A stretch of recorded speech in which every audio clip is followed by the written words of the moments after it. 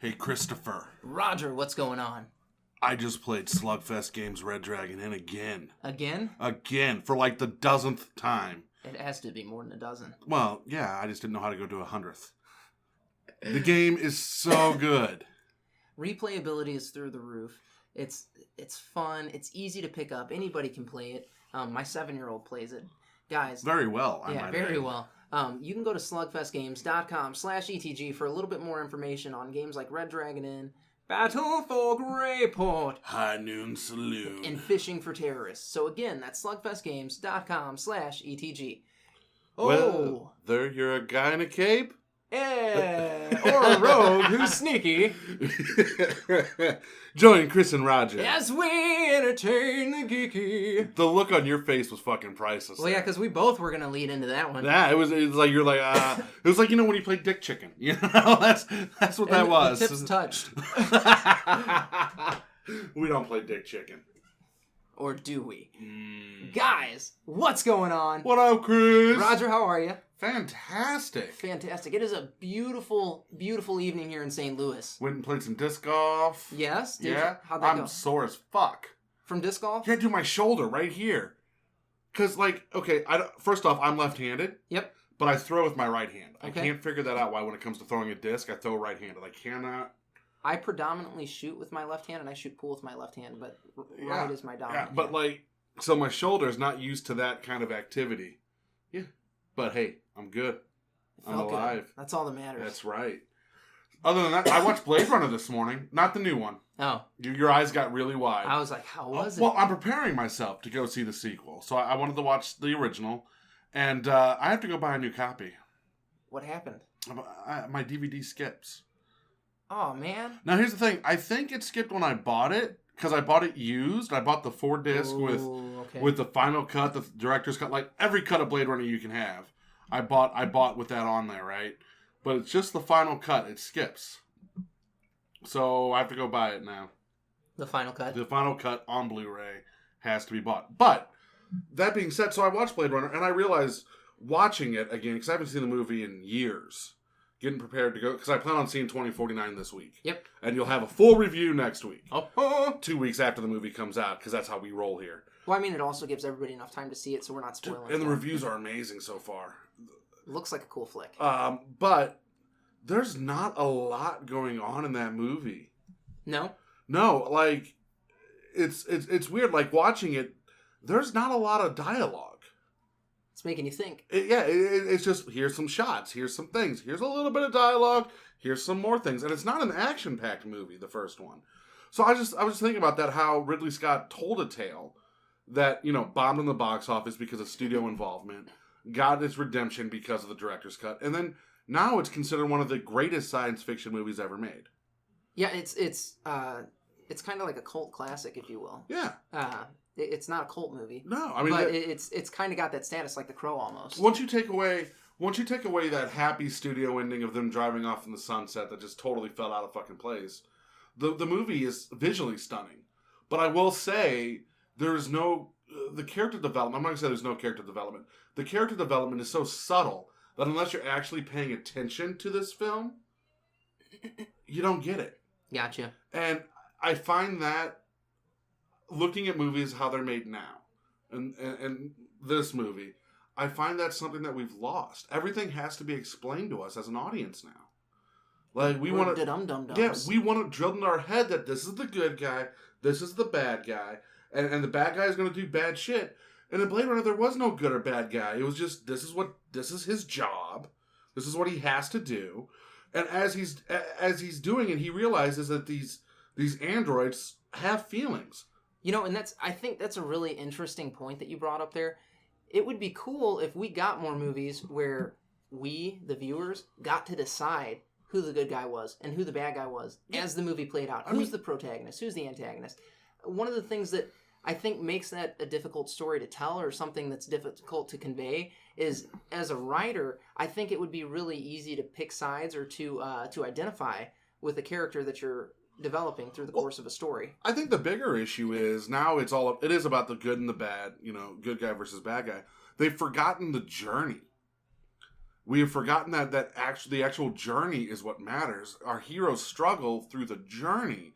And now when we have a clear defined good guy and a clear defined bad guy going into the movie, or into any form of medium at this point, it's strictly, the good guy is going to come out, okay, the bad guy is going to be defeated somehow.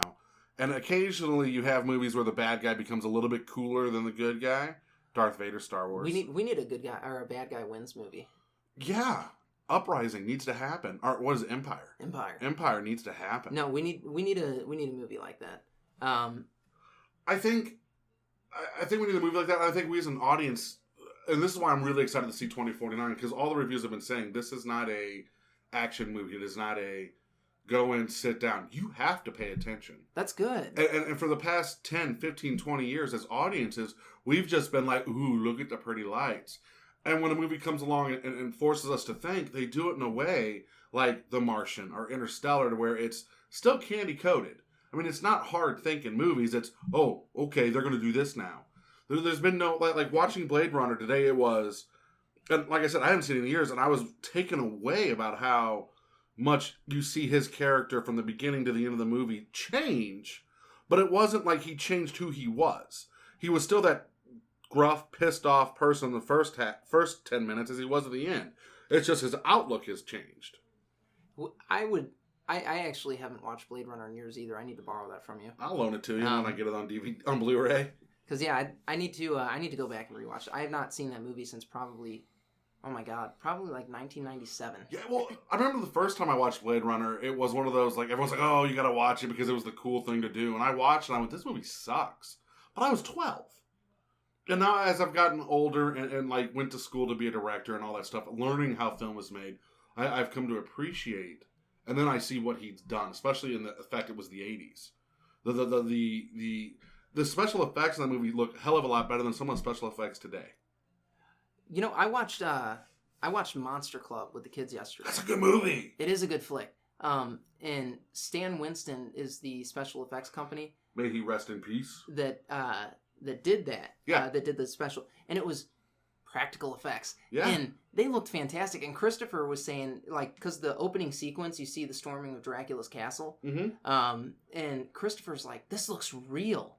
Because it was. And I was like, Christopher, they're using practical effects. And I got to explain to my kid the difference between CG and a practical effect at that point. Wait about 5 years when you can show him Predator. Right. Right? I mean. So I'm explaining that to him, and then he's like, well, these zombies that just popped out of the ground look kind of tacky. And I'm like, buddy, those are animatronics. And they did this movie, it was late 80s, early 90s. Yep. And it wasn't extremely high budgeted either. It's a cool flick, though. Like, it's a cute kid movie. Yeah. An adult can watch it and have fun with it.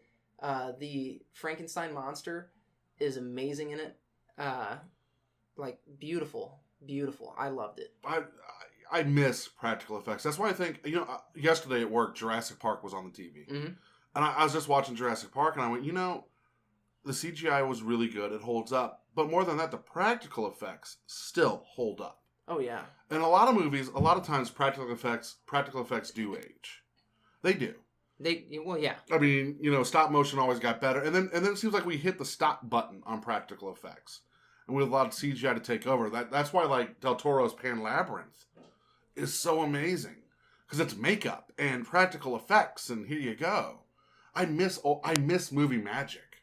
Practical effects are beautiful. I miss it. Well, and if you can do a practical effect, like in Indiana Jones, The Melting of the Face, I actually watched a small documentary on that effect. Yeah, and that's like a 30-minute documentary just on that. And yeah, they're explaining how they created it and how they used gelatin and this, that, and the other, and blew it with hot air guns.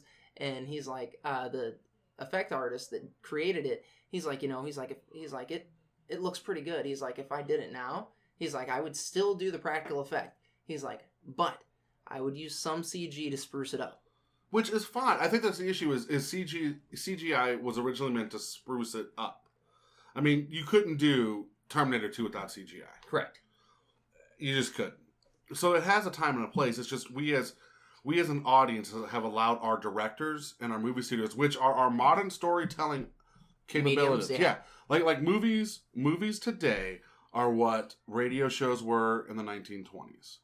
They're what books were in the 1800s. This is our medium for storytelling. This is how we are going to learn morals and all that crap. Well, and speaking of storytelling, I want to tell you guys a story.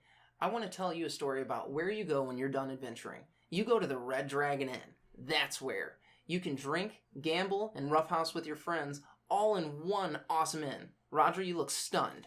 Well, I was just thinking about the place to find all the information on Red Dragon Inn would be slugfestgames.com/ETG. That's correct.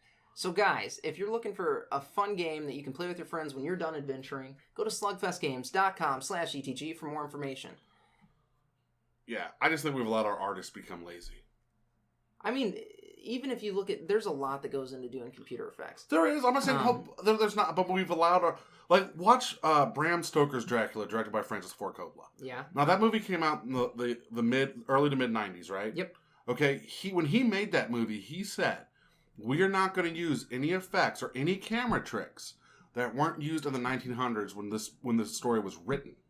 That's awesome. So that's why you look at the movie and it's got this weird look about it. That's because he's using... That movie has such a sexy look about it, though. It does, and he's like, we will not use anything that wasn't available then.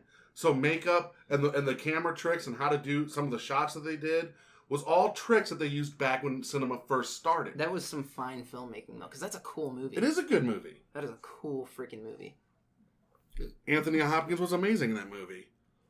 Now I want to go home and watch Dracula. The Wolfman rape scenes. Yeah. That shit is intense. It is. It's a tough movie. It's a tough movie to watch. That's a racy movie. Like, it is. Especially when you look at, you're like, oh, early 90s. Because we had kind of, I feel like in the early 90s, we had this resurgence of conservative values. Yeah. That kind of carried through until about, 2008. Okay. We had this time where everything had to be wholesome and good. And but even then, well, you say that, but look what the 90s gave us. They gave us Pulp Fiction, Natural Born Killers. We did get some crazy Silence stuff. of the Lambs. I guess you're right. The Cell, which is completely underrated. Yeah. So I don't know if I can. We were pushing the boundaries there. I mean, because I'm thinking basically we had this huge time where, like, football players are like, "Thank you, Jesus." Well, yeah, you're looking at how they projected themselves, but look at actually what we had going on. Clerks. Clerks is definitely not that wholesome conservative values that you're speaking. I guess you're right. I mean, I guess you're right. It's just that I felt like I felt like Bram Stoker's Dracula was just so. But there's a ton of wild things. Wild things, yeah. I mean, that had that sex scene with Denise Richards and Neve Campbell and Kevin Bacon. That's fair. Yeah. That's fair. Yeah. But man, you have a werewolf raping a girl. Well, it's a vampire, not a werewolf. I guess you're right. He's just in werewolf form. Yeah. Yeah. No, he wasn't really raping her. He had seduced her. Now Harrison Ford raped this bitch in Blade Runner. Like, straight up. But she's a robot, so is it rape? Oh my god. I'm just asking. A robot with feelings. She didn't know she was a robot until then. That's what got her all confused. But she fell in love with him. But I'm just saying. No, they pounded it out, and he went and killed some replicants. That's what happened. Yeah, you're right. He raped her because she tried to leave, and he was like, "No," and slammed the door shut, and then like threw her against a wall, and yeah, that happened. Yeah, you're right. But my question still remains: was it rape? Like, if it's a human being, it definitely was, but it's a replicant, so it's an android. It was created. Do you really rape your sex toys? I don't know. Maybe. Depends on the packaging. I think we now have a sequel to Sausage Party lined up now. Right. Hey, Seth, give us a call. We got an idea for you. We'll hook you up, buddy. Wow. Just saying.